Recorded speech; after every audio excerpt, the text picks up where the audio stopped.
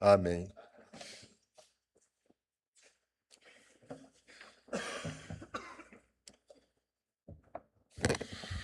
Amados irmãos, bom dia. Existe um tipo de religiosidade, meus irmãos, que fecha portas. É uma religiosidade que até aprende a linguagem da graça, mas ela pratica a gramática da exclusão. É uma religiosidade que desenha círculos para definir quem que está dentro desse círculo e quem está fora, por consequência. E chama isso de fidelidade. E existe uma graça que abre janelas, que atravessa fronteiras, que vai até onde ninguém achasse que alguém iria e chama pelo nome aqueles que imaginavam que haviam sido descartados. Nós bem sabemos que este ano, ano de 2026, nós comemoramos 100 anos da nossa igreja, o centenário da nossa igreja. 100 anos de famílias que oraram, de famílias que foram reconstruídas aqui nessa igreja. 100 anos de gerações que passaram por essas portas e encontraram o Evangelho.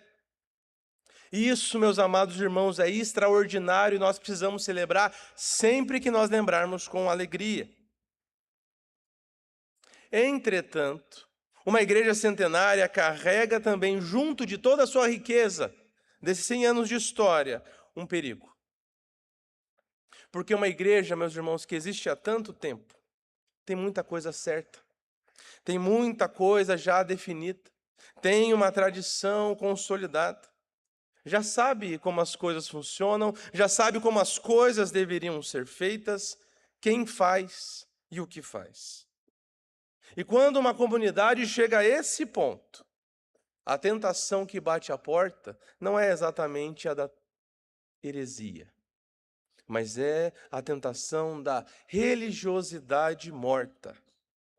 E o que é a religiosidade morta, senão confundir o Evangelho, a fidelidade ao Evangelho, com a preservação de um sistema que nós construímos ao redor desse Evangelho? Lucas, no capítulo 5, é o capítulo das pessoas improváveis.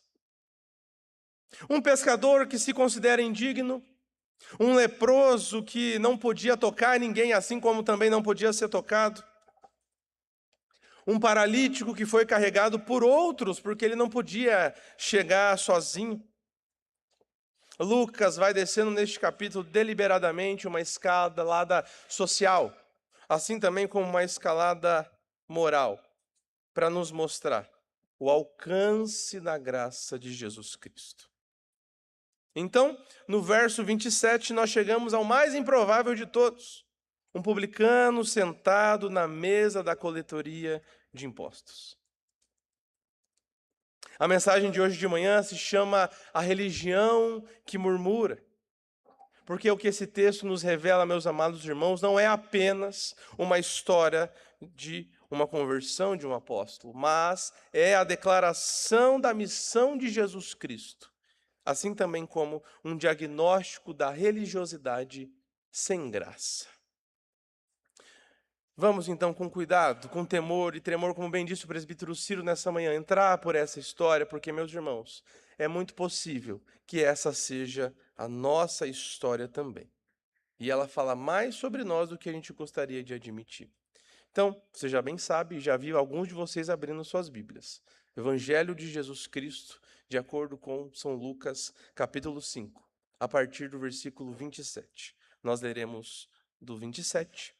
Eu lerei e vocês acompanharão do 27 até o 32.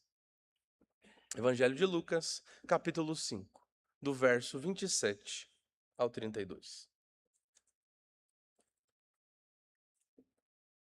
O texto diz assim: Passadas estas coisas, saindo, viu um publicano chamado Levi assentado na coletoria e disse-lhe: Segue-me.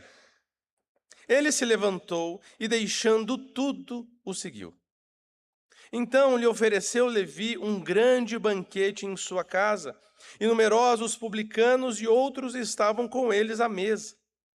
Os fariseus e seus escribas murmuravam contra os discípulos de Jesus, perguntando: Por que comeis e bebeis com os publicanos e pecadores? Respondeu-lhes Jesus: Os sãos não precisam de médico, e sim os doentes. Não vim chamar justos, e sim pecadores ao arrependimento. Vamos orar. Senhor, nosso Deus e nosso Pai, aqui está a sua palavra aberta e pedimos que a partir dela o Senhor fale aos nossos corações. Exorte-nos, Pai, consola-nos e corrija aquilo que precisa ser mudado em nossos corações. É em nome de Jesus Cristo, nosso Senhor, que nós oramos. Amém. Veja novamente o versículo 27 que diz assim: Passadas estas coisas, saindo, viu um publicano chamado Levi assentado na coletoria e disse-lhe: Segue-me. Que nos leva ao primeiro ponto do nosso sermão, que se chama a graça que surpreende. A graça que surpreende. Para sentir o peso dessa cena, meus amados irmãos, nós precisamos entender, nós precisamos lembrar de quem era Levi, ou também conhecido como Mateus. Era um judeu, cobrador de impostos para Roma, o que significa que ele havia cruzado 3 linhas ao mesmo tempo. A primeira delas era que ele era um traidor da nação, afinal de contas ele trabalhava e cobrava impostos para o ocupante estrangeiro, para o inimigo daquela nação. Mas também ele era considerado impuro, porque ele lidava constantemente com os gentios. E isso o excluía, então, da sinagoga, da vida religiosa. E, por fim, ele era corrupto por profissão. Porque o sistema em que ele estava envolto, trabalhando, permitia que ele cobrasse além do devido e ficasse com a diferença, seja ela qual fosse. Por isso, na classificação judaica, aquele homem era colocado na mesma categoria de assassinos e de ladrões. Esse era Levi. Não apenas alguém mal visto, mas alguém completamente desonrado. Esse era Levi. Esse era Mateus. E este homem, estava sentado. E quando nós olhamos para o verbo que Lucas descreveu, Mateus estar sentado, é uma intenção assim de que ele estava fixado ali. Ele estava aprisionado numa identidade em que a sociedade havia constituído sobre ele e ele simplesmente havia aceitado essa identidade. Levi, sentado na coletoria, onde os olhares de desprezo eram tão previsíveis quanto os carros de boi que passavam diante daquela coletoria. Mas Jesus o viu. Jesus viu Levi.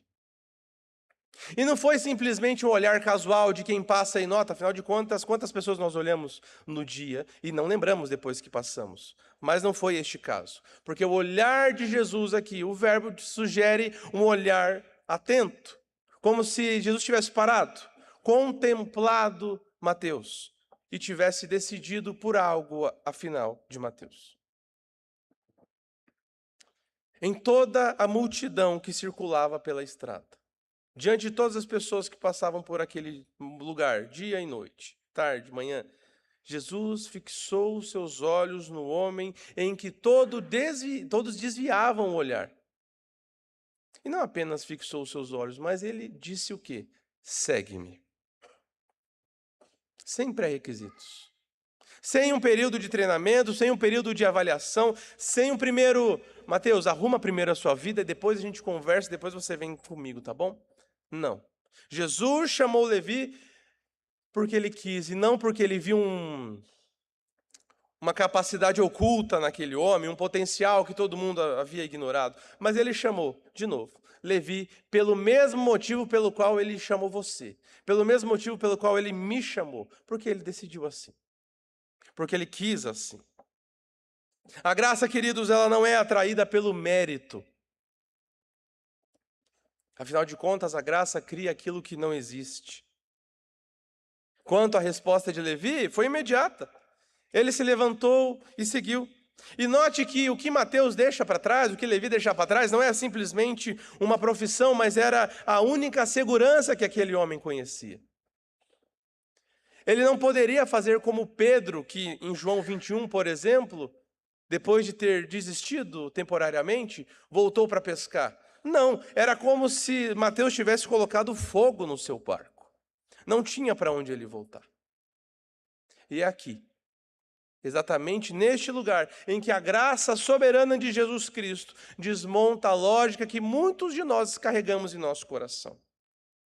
A lógica de que primeiro precisamos nos arrumar, precisamos melhorar, depois a gente se aproxima. Primeiro eu me resolvo e então eu entrego aquilo que eu sei que precisa ser entregue. Primeiro eu chego no nível mínimo, depois eu sigo a Jesus. Levi não melhorou antes de levantar. Ele se levantou porque ele foi chamado. Porque a mudança, meus irmãos, não é condição para sermos chamados para Jesus. Afinal de contas, a mudança é a consequência de nós termos sido chamados por Jesus. E isso importa. Importa muito, principalmente para quem está aqui hoje achando que não está simplesmente pronto para ser usado por Deus. Assim também como importa para aqueles que já estão há anos na caminhada com Jesus e sem perceber começam a achar que está pronto até demais para se sentar à mesa com quem ainda não está pronto. Mas o foco desse sermão ainda não é o que Cristo Jesus fez com Levi, mas é o barulho que vem do lado de fora da casa de Levi. Por isso, volte seus olhos agora para o verso 30. Que diz assim: os fariseus e seus escribas murmuravam contra os discípulos de Jesus, perguntando: por que comeis e bebeis com os publicanos e pecadores? Que nos leva ao segundo ponto da nossa mensagem, que inclusive é o título da mensagem também: a religião que murmura. Jesus chama Levi. Levi então levanta, segue a Jesus e imediatamente vai dar um banquete. Os fariseus que estavam vendo aquela cena toda não entram no banquete. Eles ficam do lado de fora. Perceba a cena, meus irmãos, use a sua imaginação um pouquinho. Enquanto dentro da casa havia o quê? Celebração, transformação. Havia a graça de Jesus operando não apenas na vida de Levi, mas na vida daqueles seus amigos também. Do lado de fora haviam homens religiosos, haviam homens competentes, haviam homens estudiosos da lei, olhando pela janela e fazendo o que, senão reclamando. E perceba que estes homens não foram falar diretamente com Jesus. Eles foram falar com os discípulos. Numa estratégia que revela não simplesmente covardia, mas uma intenção muito clara. Eles queriam contaminar o ciclo mais próximo de Jesus com dúvidas sobre o seu mestre. Claro, a lógica deles havia uma crítica deles havia uma lógica coerente realmente, porque quando nós lembramos do judaísmo do primeiro século, de fato, comer com alguém não significava simplesmente você sentar à mesa e tomar uma refeição, mas significava que você aceitava plenamente aquela pessoa e você se identificava com aquela pessoa. E quem eram as pessoas que estavam sentadas juntamente de Levi? Senão pessoas que eram consideradas impuras. Logo, o contato com essas pessoas transmitia contaminação ritual. Para os fariseus, então, Jesus estava deliberadamente se sujando. E isso desqualificava Jesus como homem de Deus, na lógica dos fariseus, na lógica daqueles homens. Mas, ainda que eles tivessem uma justificativa muito plausível para ter essa opinião, havia uma cegueira muito mais profunda aqui, meus irmãos, porque ao se posicionarem como guardiões da pureza, os fariseus estavam implicitamente se colocando no grupo dos sãos, no grupo daqueles que não precisam de médico. Eles haviam construído um sistema religioso tão elaborado que ficou muito difícil para eles mesmos enxergarem que, na verdade, eles eram doentes. Perceba, meu irmão, minha irmã, que esse murmurar aqui não era simplesmente, em primeiro lugar, um vício de caráter daqueles homens, mas era o fruto de uma teologia que havia perdido de vista a graça de Deus. E, meus irmãos, quando a teologia apodrece de dentro, o comportamento mostra esse sinal podre do lado de fora. O murmurar dos fariseus era o sintoma, porque a causa era muito mais funda. Eles tinham uma visão de Deus, onde misericórdia sem uma condição simplesmente não cabia, o que nem faz sentido, afinal de contas, misericórdia não tem condição. Uma teologia assim, queridos, ao longo do tempo, produz em nós pessoas que olham para os outros e usam régua, ao invés de usar compaixão. Com o tempo, isso também virou vício de caráter, obviamente, mas começou muito antes, na sala de estudos daqueles homens, na formação, na imagem de Deus que eles carregavam. A gente conhece a história muito bem. Jesus, em Lucas, capítulo 18, dá um retrato muito preciso disso. A gente lembra da oração do fariseu e do publicano, não lembra? O fariseu ora assim: Deus, graças te dou porque não sou como os demais homens, roubadores, injustos, adúlteros, nem ainda como esse publicano que ali está orando também. Em vista disso, o publicano, de longe, sem ousar nem mesmo levantar os olhos, bate no peito e diz: ó Deus, sê propício a mim, pecador. Duas pessoas diante do mesmo Deus. Uma saiu justificada, a outra não. E a que saiu justificada, queridos, não era aquela que havia mais razões humanas para se sentir assim. Perceba que a religião que murmura, ela não consegue orar isso que o publicano orou, porque para orar assim é preciso reconhecer que é doente.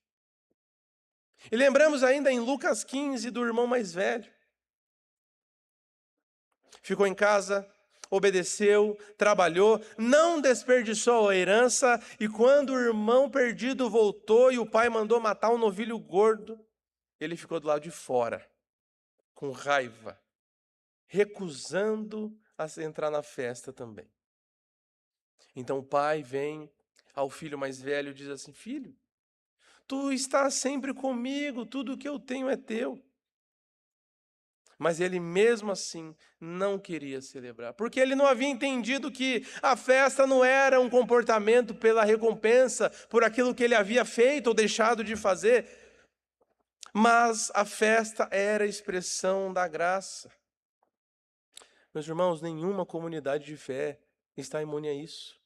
Agir como esses fariseus, agir como esse irmão mais velho. E se nós formos pensar, uma igreja de 100 anos está especialmente exposta, não porque seja infiel, muito pelo contrário, mas por conta da fidelidade acumulada. Porque fidelidade, meus irmãos, se não for regada sempre pela graça, ela vira um critério de comparação. Ah, Diego, como assim? Como isso se dá na vida prática? Às vezes nós já superamos algumas lutas. E se a gente não é regado pela graça, a gente começa, sem perceber, a olhar para aquelas pessoas que estão nas lutas que a gente já passou com impaciência, ao invés de olhar com compaixão. A gente chega cedo no culto, mas olha tarde para quem, olha feio para quem chegou atrasado. A gente talvez já tenha parado de beber, então não consegue se sentar à mesa com quem não parou de beber ainda. E troque beber por algum pecado, né? Por quê? A religião que murmura, meus irmãos, ela não precisa de grandes vícios para existir. Ela não precisa de grandes pecados para se instalar, porque ela se instala exatamente onde a vida está mais organizada. E é aí, e é nesse momento em que Jesus entra com uma resposta que desfaz o sistema inteiro dos fariseus, esse sistema que volta e meia está batendo na porta do nosso coração. Vejamos o verso 31 e 32.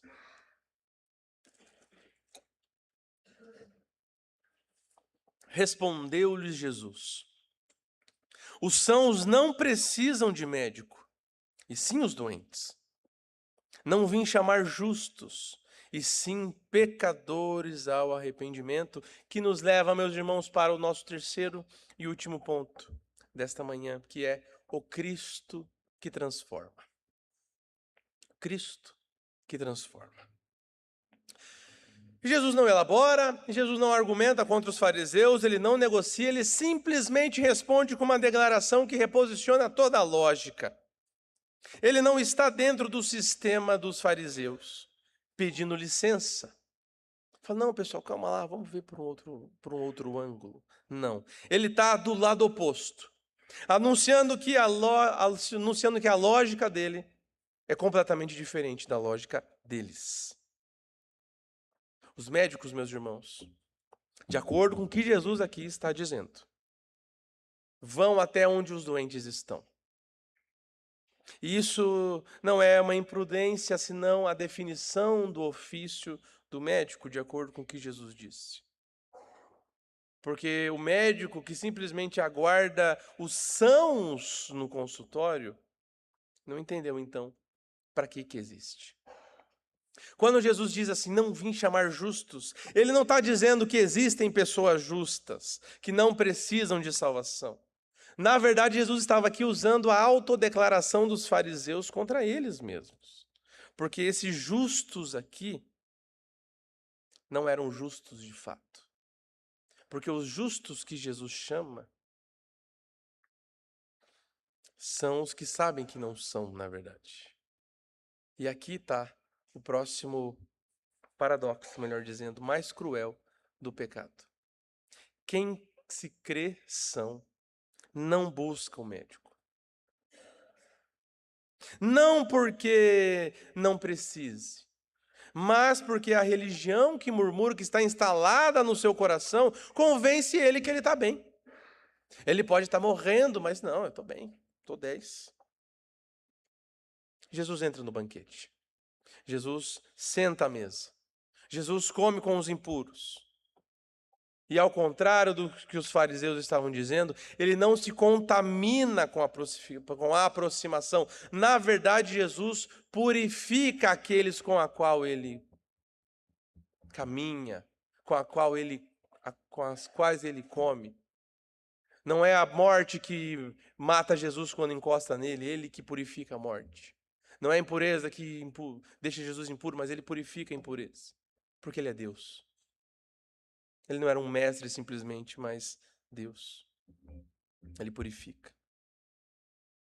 Essa religião, meus irmãos, que murmura, ela diz assim, primeiro você fica pronto, e depois você pode entrar.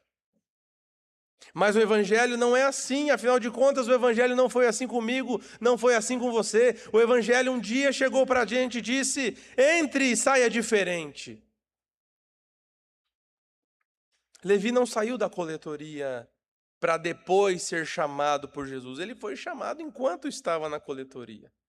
E a ordem, meus amados irmãos, importa demais.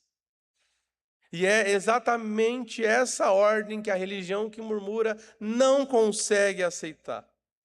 Porque se a transformação vem depois do chamado e não antes, então ninguém pode usar a própria transformação como credencial. E não pode.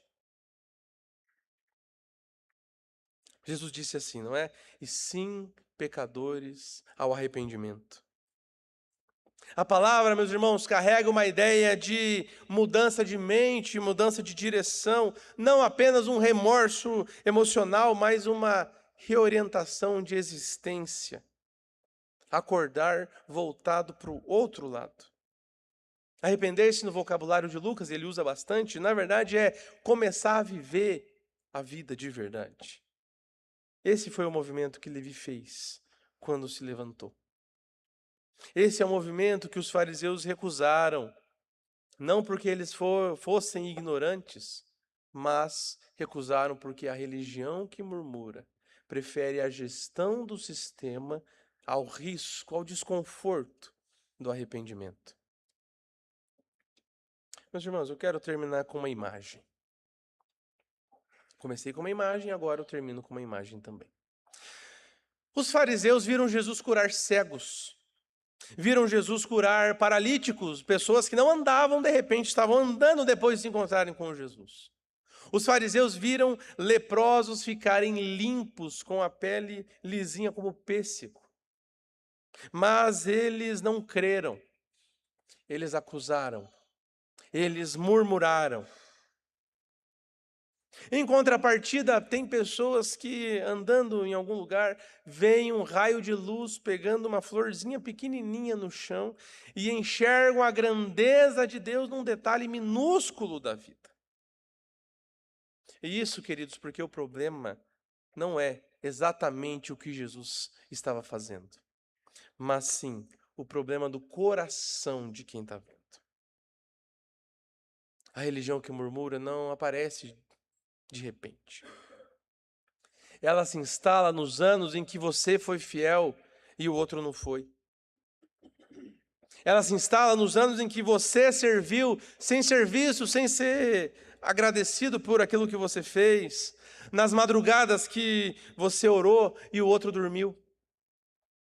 E um dia você percebe que de repente você está fora da festa, olhando pela janela com raiva, sem entender por que o pai está matando o novilho gordo para aqueles que desperdiçaram tudo. 100 anos é uma história que merece muito mais do que isso. Mas lembrando do filho pródigo, então vem o pai e diz ao irmão mais velho: filho, tu estás sempre comigo, tudo o que eu tenho é teu. Veja, o pai não ignora os anos de fidelidade, mas convida o irmão mais velho a entrar também, porque ao contrário do que parecia na mente dele, o banquete não era um prêmio para o irmão que tinha feito tudo de errado na vida. Era graça. Era graça. E graça, meus irmãos, é justamente aquilo que eu não mereço. Você não merece. E não tenha o que a gente fazer para merecer, por mais que a gente tente. E é exatamente por isso, por conta da graça, que nós vamos à mesa hoje.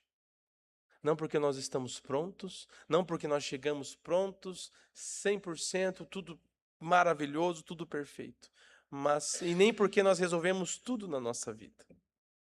Mas nós nos chegamos à mesa hoje, queridos, porque aquele que um dia disse a Levi: segue-me, é o mesmo que parte o pão e diz assim: isto é o meu corpo dado por vós. Este banquete não é recompensa para aqueles que já chegaram, mas é sustento espiritual para nós que ainda estamos no caminho. Inclusive, isso aqui é alimento para aqueles que ainda murmuram do lado de fora, mas pela graça hoje podem entrar.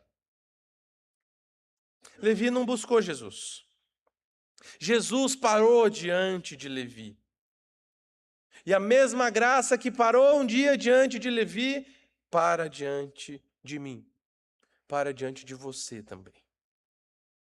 E se algum de nós hoje se levantou, mesmo que só por dentro, isso já é suficiente.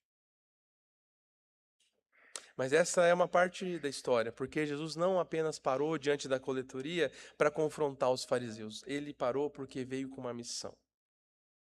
Então eu de você faria o quê? Leria esse texto, estudaria em casa, porque no próximo domingo nós vamos entrar nessa casa, sentar à mesa com Levi e entender o que essa missão significa para cada um de nós.